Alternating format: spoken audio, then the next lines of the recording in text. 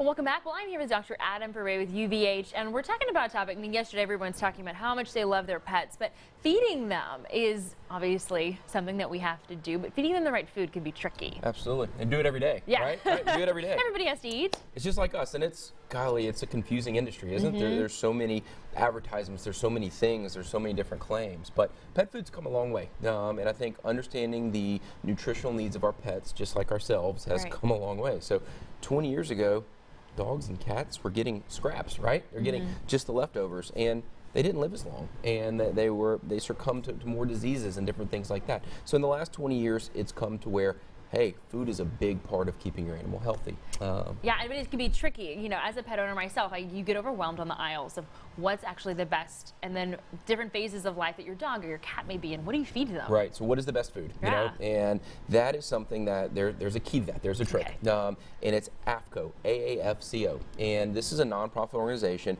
that basically is taking what they're claiming is in the food and certifying it. And they're not just certifying it from an ingredient standpoint, but for a life stage standpoint. That's another really important fact for dogs, for cats, that at different stages in their life, they have different needs, you know, and it makes sense. They totally would. A young growing puppy or kitten is going to need something different than an adult, than a senior animal. So at different stages, and if you look for this symbol, it's clearly labeled on the bag, it will tell you what this food is actually being made for. Wow, that would be so helpful. And so it's online, you can kind of tell the differences between what they need.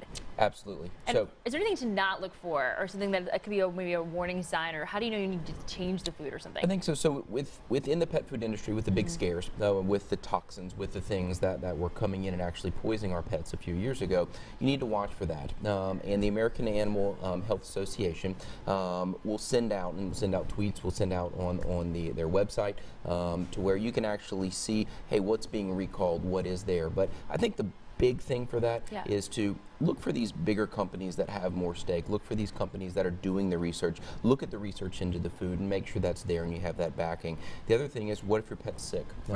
And for different conditions, there's absolutely foods that can help your pet and can work with medications or lifestyle changes that actually help your pet get better. So that's well worth having that discussion with your veterinarian is, hey, what's the best food for my pet at this stage of their life, and or, you know, in health or in illness. This is some very, very good tips and always helping us love our pets even more. Dr. Frey, thank you for being with us this morning. My pleasure. We will post that link for you on our website, arklatex homepage.com. But stay with us. Coming up next, meteorologist Patrick Dennis is back with a full check of your forecast.